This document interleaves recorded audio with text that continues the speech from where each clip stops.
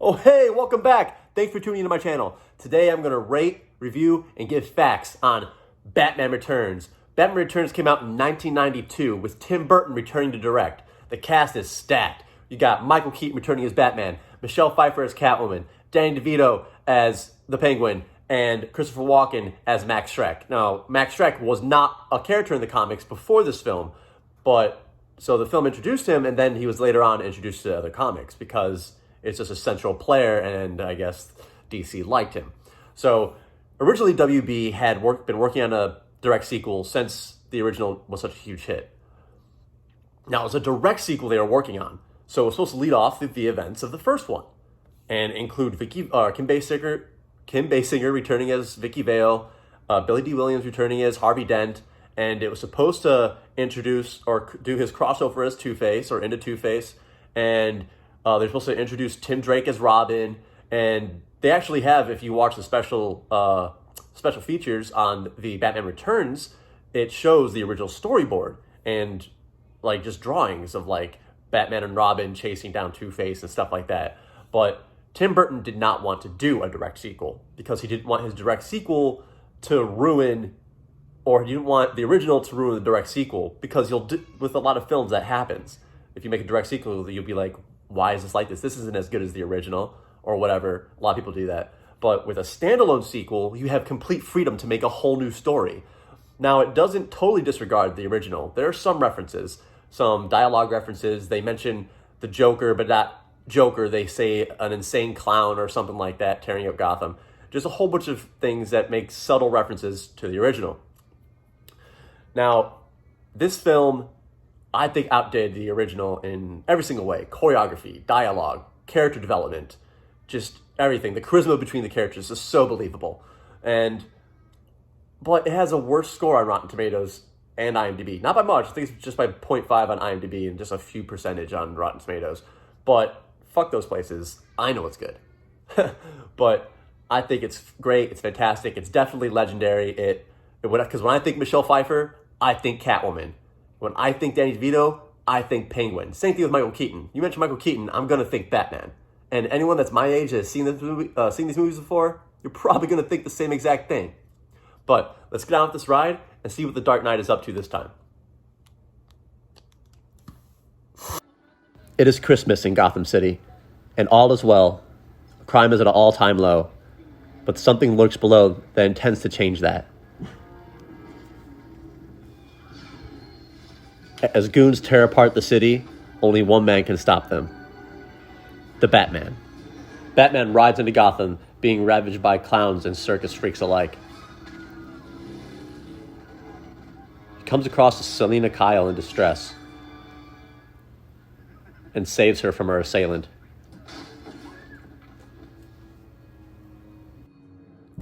Okay, so a little bit of facts about the cast. Michael Keaton and Michelle Pfeiffer, who plays Selina Kyle, date in real life during this time, right? And they also were dating when he played the 1989 Batman. And she was supposed to play Vicky Vale. That's who they wanted to cast. But when talking to Michael Keaton, he said he didn't want that because it'd be weird to work with his girlfriend all the time. But yet now he's working with his girlfriend all the time.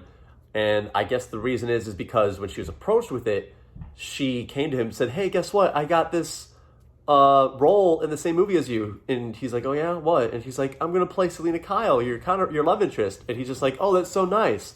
So, he didn't tell her that he vetoed the decision for her to be Vicky Vale in the original. That got released way later after they broke up. She had no clue about it.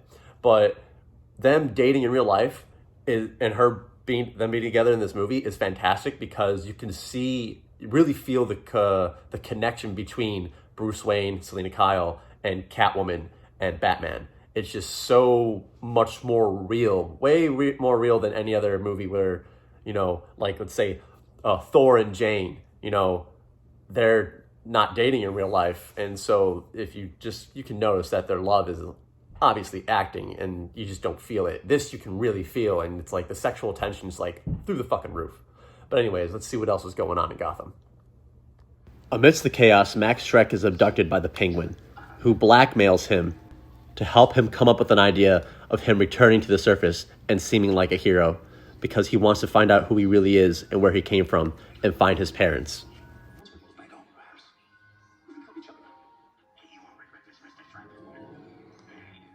After his encounter with the Penguin, Max Schreck returns to his office where he sees Selina Kyle going through his files. He pushes her out of a window and Selina Kyle falls straight down to her death. Or so it would seem. Okay, some facts. So Danny DeVito is the Penguin, right? So Danny DeVito didn't even audition for this part. He wasn't sought out for the part. He found out he had the part from reading in the newspaper about the new Batman movie coming out and everyone that's being sought out or whatever for the parts. And he read that Danny DeVito is being sought out to play the Penguin. And he was like, what? And so he wasn't so sure about playing as the Penguin in this part because in a lot movies, especially superhero movies, like think of Christopher Reeves and Superman. If I think Christopher Reeves, all I can think of is Superman.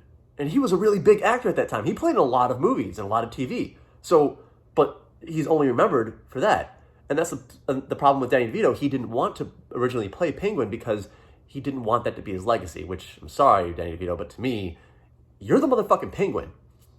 So he's also friends, really, really good friends with Jack Nicholson. And with talking to Jack Nicholson, he advised him to take the role solely because if it does well and it is his legacy, then it's great. Also because of the financial advantage.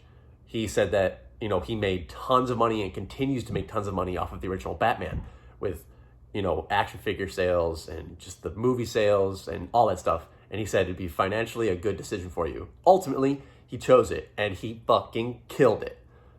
Now, obviously, in the comics and stuff, the Penguin is not an actual penguin, but Tim Burton went with that direction and it worked phenomenally. And even comic book geeks didn't give a shit about it, you know. And with that scene with Selina Kyle after she fell and all the cats came to her, I always wondered how'd that happen. Like, how do they get the cats to go? Because I don't know how well you could train a cat, because my cat doesn't give a fuck. You know, most cats don't give a shit. But apparently they did it by rubbing tuna on her. And you could tell that, like, they're gnawing on her fingers and they're licking her lips and they're just, like, all over her.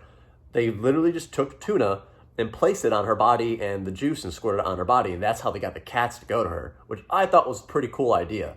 Those cats must have been hungry as shit. Well, let's see what happens to Selina Kyle. As Selina Kyle returns to her apartment, her mind cannot handle the stress of what just happened. So as the mind of the sweet, smart Selina Kyle begins to break down, another personality begins to take over. Someone stronger and far more deadly. Catwoman. So, little facts about the suit that she wears. First off, this is where I freaking fell in love with Michelle Pfeiffer as a kid, because that's just sexy. Also, this suit was vacuum sealed onto her. So between takes, they would have to cut the suit and put a whole new suit on her. I guess they went through like 57 odd suits or something like that. Each suit costing about $1,000 a piece. And when it was vacuum sealed onto her, like you see the helmet, it's super tight over her ears.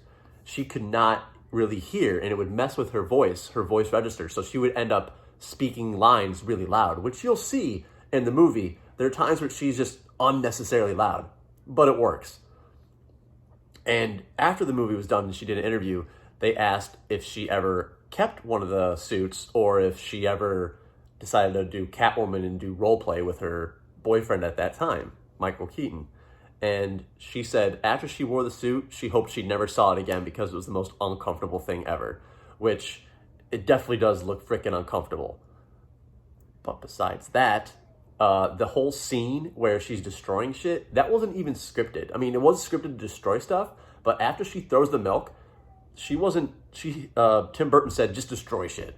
And so she takes the frying pan, starts breaking the pictures and destroys the mirror and shit like that. The only part of the destruction that was in the script was the neon sign where it said hello there, and she took out the O and the T. So in that final scene where it zooms in, as she is Catwoman, it says hell here. That's iconic as fuck. Because if you go on Google and you type in hell here, images of neon signs you can buy that say hell here will pop up. It's that iconic. It's a 90s iconic moment. But let's see what else is going on in Gotham, shall we? The Penguin's plan to resurface is to seem as a hero. He stops one of his own henchmen from kidnapping the mayor's baby. On national television, he announces that he just wants to find out who he is and who his parents were. Obviously, he has much more sinister plans. Max Schreck convinces the Penguin to run for mayor so that they can control the city. But for this to happen, it must seem that the mayor has no control of Gotham, and convinces the Penguin to use his henchmen to cause mayhem in Gotham. So facts about the Penguin and his action figure. So obviously Danny DeVito's Penguin is pretty creepy looking, right? And you would think the toy would be just as creepy. Well, it was. The original toy has the likeness of Danny DeVito's Penguin and a black coat. But before they release toys, they give them to kids to test them out. No kid wanted to play with it because it scared them. It creeped them out. So they made a whole new line of the Penguin toys with a friendlier looking face and a blue coat because it tested better with children. But they still released both of them because they made tons of the originals. If you can find one of the original Batman Returns action figures, the original Penguin likeness, that's worth a lot of money. A lot of freaking money because, I mean, they made a lot, but a lot of them probably aren't around anymore, especially if you could find one that's still in the wrapping. Damn. But other than that, in this scene, I didn't show this part, but in this scene, how he has blood dripping down his face, it's because he bit someone's nose. He actually bit someone's nose, but it had a prosthetic on it filled with blood. And apparently when he bit so hard that he actually cut into the dude's nose. And Danny DeVito felt really bad about that. But his performance as this is so good because in between takes, he didn't stop being the Penguin. He continued to be the Penguin the entire time they filmed. So he could stay in character. And that's how it's so convincing that he's like this crazy monster. And I love it when actors do that. They just stay in character because you can tell if they don't, that in between takes, their personality is somewhat different and they're not as powerful. But kudos to Danny DeVito doing that. Let's see what else is happening in Gotham. Batman finds Gotham once again being ravaged by clowns and freaks. But of course, being Batman, he whoops their ass. After taking care of the Penguin's henchmen, he comes across the Penguin himself, surveying the damage. But their meeting is interrupted by Catwoman herself. Yeah. Now, I'm going to talk about both Catwoman's costume a little bit more, and I'm going to talk about Batman's costume. So Batman's costume, you can obviously tell there are some changes from the original movie. In the original movie, the chest plate or the chest was like abs. Here it looks like straight up armor. Also, the symbol on his chest resembles the bat signal more compared to the original. It didn't really resemble the bat signal. And later on in the movie, you'll see him suiting up and you'll see his boots and they look a little weird. That's because in the original, they were actual big ass boots and they were very uncomfortable. So here, they actually used Air Jordan 6s and then put a boot overlay on top to make it look like a boot so it would be more comfortable and that he could do the choreography a lot better, which makes sense and is very clever. Also, his suit weighed over 100 pounds. That's a lot to be moving around in. If you could tell, he's very stiff in his movements and even the choreography, he said it was an extreme workout because he's wearing the suit that weighs so much.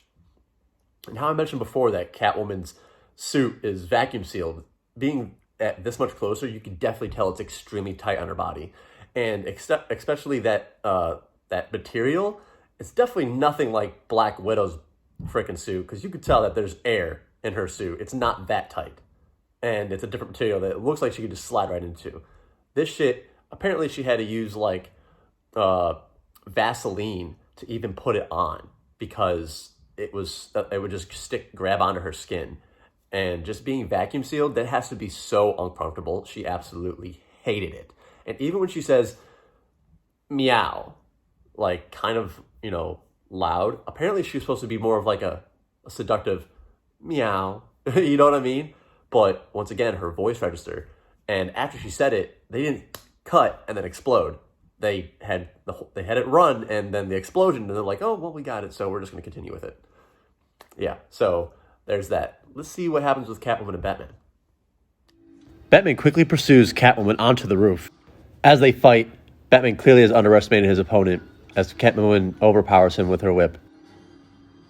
As hope would seem lost, dangling over Gotham, Batman pulls out acid and throws it at Catwoman. As Catwoman scrambles for safety, Batman saves her. They share a moment, but Catwoman attacks, and then Batman knocks her off of the roof. Catwoman yet again falls to another death, but survives. Okay, now, Catwoman and her whip. So, Michelle Pfeiffer trained with the whip for months. Months and months and months she trained to use this whip. In the previous scene, when she's in the mall, in Max Shrek's complex mall, whatever the fuck, when she's knocking the heads off the mannequins, she really did that. It wasn't wires pulling the heads down. She really fucking hit those shits. She did very, very well with that. And also, I like this scene, this fight sequence, because it sets up the kind of respect and romance that they have between each other. You know, because they both don't want to be who they are. Selina Kyle doesn't want to be Catwoman, and Bruce Wayne doesn't want to be Batman. And I think they can sense that, and they just instantly have a connection in this fight. And I just think it's really beautiful. So let's see what else is going on in Gotham. Catwoman meets up with the Penguin, talking about a plan to get rid of Batman. The Penguin shows her that they plan on sabotaging his Batmobile, but she doesn't want to make a martyr out of him. She wants to ruin his reputation. In a disrespecting way, Penguin asks why should he trust her. They threaten each other, Catwoman pretending to eat the bird and Penguin pretending to stab her cat. They both realize that they don't need to fight each other, that they need to work together to get rid of the Batman. So the Penguin formulates a plan, and Catwoman says that she wants in. So a fact about this scene. Yes, Michelle Pfeiffer really put a bird in her mouth. A live bird. There were tons of fake birds that they showed her, but she's like, those look way too fake. Also, she didn't want CGI of a bird flying out of her mouth because that would also look fake. And she's a professional, she said. She's a professional. So she really put a bird in her mouth, and a real bird flew out of her fucking mouth. My concern about putting a bird in my mouth would be, what if it shits in my mouth? Because in this scene, when she puts the bird in her mouth, it's like a good 10, 15 seconds that shit is in there, dude. I'd be like, oh, fuck. That's what I'd be thinking. I'd be like, oh, please don't poop in my mouth. Please don't poop in my mouth. That's what I'd be thinking. But kudos to her for doing that and for, like, you know, being true to the role and just dedicating to it. It's really good. It makes you appreciate it even more knowing that. But let's see what else is going on in Gotham. The next day in Gotham, Selina is struggling with her duality as both Catwoman and Selina Kyle. And then she crosses paths with Bruce Wayne.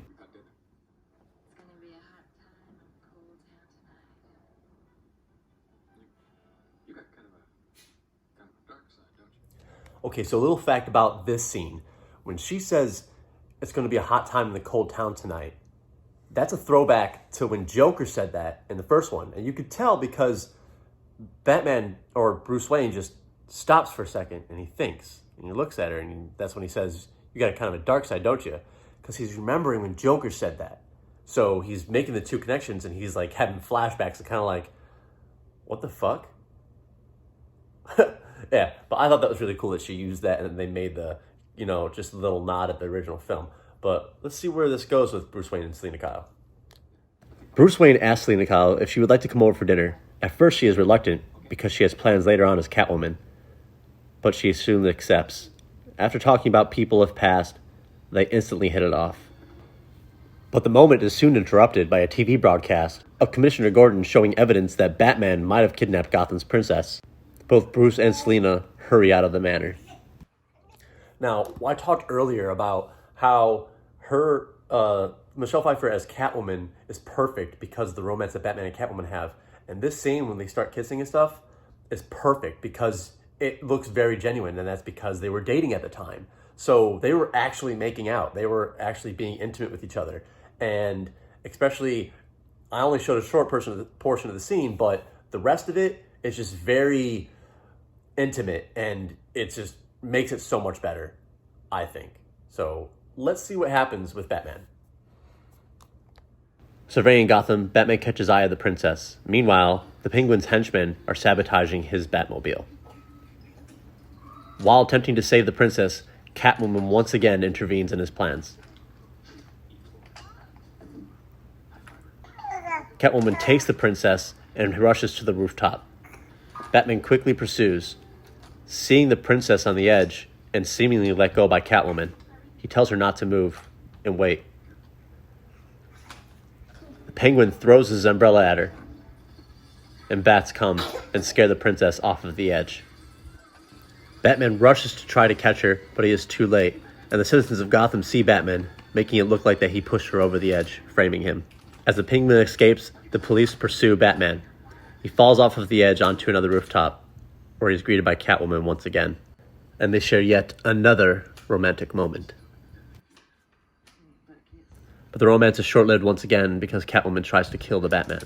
Batman throws Catwoman off to the side, removes her claw, climbs onto the edge and activates the Bat Glider, and makes an escape.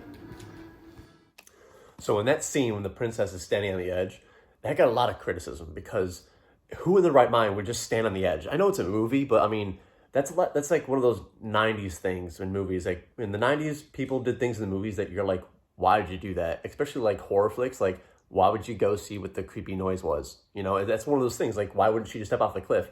And that's one of the criticisms the movie got. Maybe that's why it has a lower rating than the original Batman, but no one really knows. Even Michael Keaton said that this movie had a lot of things that movies in the 90s did wrong or that didn't make any sense, which this is one of those things that he mentioned.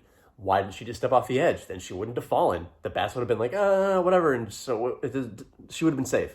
But, oh well, it kept the story moving along. So let's see what else happens in Gotham. After these events, the Penguin and Catwoman celebrate the victory at framing Batman. The Penguin offers a more intimate union, which Catwoman declines. Feeling betrayed, the Penguin decides to kill Catwoman. As Catwoman flies across Gotham, she falls once again to her death, which she survives. Okay, so I know what you're thinking. How does she keep on dying? She didn't die. She fell in a bed of flowers. The other time she fell in fucking cat litter. Okay, dude, if you fall from that height, well, I don't give a shit what you fall in. You're dead. Even in water, you'd probably still fucking die. But I don't know why they decided to put a supernatural element into this story. Ask Tim Burton. But I think it fits really well. And it's really cool because Catwoman, she has 9 lives. Get it? But she also mentions it later on in the movie that, you know, oh, so this person tried to kill me, blah, blah, this many lives left. But yeah, so that's how that worked out. And no one had a problem with it. I don't have a problem with it. It works well with the story. Even like super fanboys of DC Comics and Batman had no problem with it. Michelle Pfeiffer is still considered the greatest Catwoman of all time. So, yeah. Let's see what happens next. Batman heads back to the Batmobile, where he is greeted by Penguin on the screen.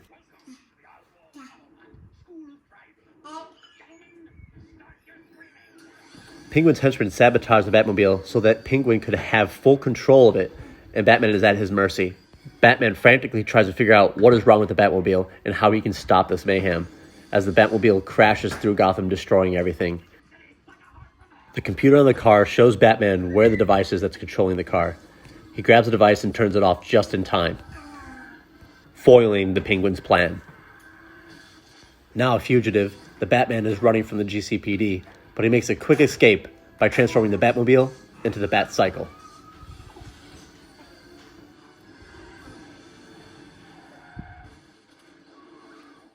Okay, now here in this scene, when the Penguin is controlling the car, and then Batman takes the thing off, and all of a sudden he has control of the car again, people had a problem with this scene. All the sticklers, because it shows his crew tearing the freaking Batmobile apart and rewiring a whole bunch of stuff. And then the little thing they put at the bottom, that's all that controls it? That's all they did? Whatever happened to making it an H-bomb on wheels, like the Penguin said previously? So after he takes it off and he gets full control, you would think that a mastermind like the Penguin would have a failsafe, as in making the car explode. But he didn't. So, I mean, if he did, then we wouldn't have that cool chase scene where the Batmobile breaks off parts and turns into the Bat-Cycle, which I think is really fucking cool. A lot of people bitch about that too because, oh, that's not a bicycle. Dude, who fucking cares? What do you expect? I think it was cool. Especially as a kid, I was like, how the hell? Well, yeah. So let's see what else is going on in Gotham. After the chaos of the previous night, the Penguin makes a statement for his run for mayor, saying that the mayor is inadequate to be mayor and that the Batman should be denounced as the savior of Gotham. But during his speech, Bruce Wayne uploads everything that was said in the Batmobile and plays it over his broadcast. This enrages the people of Gotham and turns them against him. Having failed in both stopping Batman and winning over the people of Gotham, the Penguin makes a run for it, through the park and diving straight into the water, leading him directly back where he belongs, to his home in the sewer. Okay, so earlier I mentioned how Catwoman, or Michelle Pfeiffer, refused to use a fake bird. Well, of course, if one actor is going to refuse something and do something to full effect, the other one is going to refuse something and do it to its full effect too, to give an authentic, real experience or make it seem real to us. So Tim Burton had a stand-in for Danny DeVito in this scene where he's getting pelted by eggs, rotten tomatoes, and rotten cabbage, which was all real shit. He said, no, fuck that. I'm going to one-up her and get pelted by all of this. So in that scene, Danny DeVito is really getting pelted by eggs, rotten tomatoes, and rotten cabbage. And he said that he didn't regret it, even though he smelled like shit. He said he did not regret it because it just made it that much more of a great experience. And also, he's staying fully in character. When he's up there, in his mind, he's not Danny DeVito. He is the Penguin. It just makes it that much better of an experience, and watching it and knowing that he's really getting pelted with this shit. And you can see he's getting pelted with it. It's not a light toss. He's getting fucking hit with it. I just love that shit. Oh, and also, when he runs into the park and dives into the water, that is Danny DeVito diving off of a bridge into water. That wasn't the stand-in either. He was one-upping Michelle Pfeiffer. Because, actors have kind of, friendly rivalries and one-up each other and shit. I mean, if this guy's gonna do his own stunts, then I'm gonna do my own stunts. I mean, come on, right? I wouldn't let some dude outdo me. Fuck that. Anyways, let's see what else happens in Gotham. Later that night, Bruce Wayne attends Max Shreck's masquerade ball, searching for Selina Kyle. Once they meet up, they have a nice little dance, but she tells him that she's there specifically to kill Max Shreck. He tries to convince her not to kill him, that it's the wrong thing to do, but she is struggling with her duality as Catwoman and Selina Kyle. They share a kiss and exchange words, but those words are all too familiar, and then they realize who they both really are. Okay, so a fact about this scene. If you notice, it's a masquerade ball, which means you wear a mask to the ball. But Selina Kyle and Bruce Wayne are the only ones without masks. It's very symbolic. It's showing that their true mask is Bruce Wayne and Selina Kyle. And the real people that they are is Batman and Catwoman. And I also love the scene of how they realize who each other are. Because that's just great. Because it's I don't know, it's romantic and authentic, and it's very unique. Instead of, finding one without the mask, or someone takes each other's mask off or some bullshit like that. But let's see what else happens. The party is ultimately crashed by the Penguin himself. Once there, he tells all the citizens of Gotham what his plan is, how he plans to take all the firstborn sons and have them suffer the same fate that he did. Max Shreck convinces him to take him instead of his son, which the Penguin ultimately obliges. Meanwhile, the Penguin's henchmen are out at Gotham, taking all of the firstborn sons. But Batman is there to make sure that does not happen. Back at the sewer, the Penguin is expecting the children to arrive, but is greeted only by a note written by the Batman himself.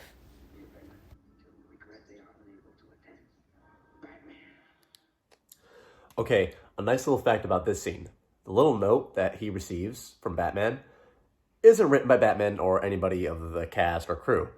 It's actually written by Bob Kane, who is the creator of Batman, which obviously you wouldn't know unless you looked it up, but I just thought that was really cool to include the creator of Batman in yet another Batman movie. Like how in the first one, that picture of the bat inside of a suit signed by Bob Kane, that was drawn by him and it was his signature. I just think it's really cool to include the creator of the character himself into the movie. So let's see what the Penguin's up to now. With yet another plan foiled, the Penguin decides to use his entire army of penguins and explosives to destroy all of Gotham and its children. Realizing the Penguin is not done, the Batman hurries down to the sewer on the bat skiff an attempt to stop his evil plot. Okay, so if you've seen the movie, you know how it plays out, and you know how it ends. If you haven't seen the movie, you can probably maybe guess how it plays out and how it ends, but you have to watch to find out. So if you have seen the movie, drop in the comments what you liked about it, didn't like about it, and your favorite scene. If you haven't seen the movie, go watch it because it's worth the watch. Then you come back here, drop in the comments what you like about it, don't like about it, and your favorite scene. This movie is a masterpiece. It outdoes the original in every way. Even Tim Burton and Michael Keaton agree. They say they like this one way better than the original. Actually, when they made the original, they didn't even like it at first. It had to grow on them. They thought it was boring, which a lot of people do find it boring at first. But I like them both. But I like this one a hell of a lot more because it outdoes it in every way. It's just the perfect sequel, even though it's not a direct sequel. But those of you that know how it ends, in the original script, after everything was said and done, Vicky Vale was still supposed to be the love interest. So this was supposed to end with Bruce Wayne proposing to Vicky Vale. And then that's how the movie would cut off. And then it would continue to the next one. Which, it would be cool to have a direct sequel, have Kim Basinger come back, blah, blah, blah. But then again, we probably wouldn't have Michelle Pfeiffer as Catwoman then. And we wouldn't have Danny DeVito as the Penguin. And they're both iconic roles. And I love them both. So I'm giving Batman Returns a perfect, well-deserved 10 out of 10. It's really that good. I mean, I would say it's almost on par with The Dark Knight. The Dark Knight's a masterpiece as well, but I don't know, maybe it's because I grew up with this movie and that's why I love it so much. But like I said, if you haven't seen it, go and see it. It's definitely worth the watch. This movie is fantastic. It's great. And I'm probably going to most likely do the other two sequels, Batman Forever and Batman and Robin. Batman and Robin is a travesty. But anyways, if you like this movie and you stuck with me the whole time, please give it a like, share amongst your friends. If you haven't subscribed, please do. I think I'm at like 267 subscribers right now, which is amazing. I'm feeling truly blessed with this. I love doing this. I love that I'm succeeding pretty much in doing what I like to do. So until next time, see you then.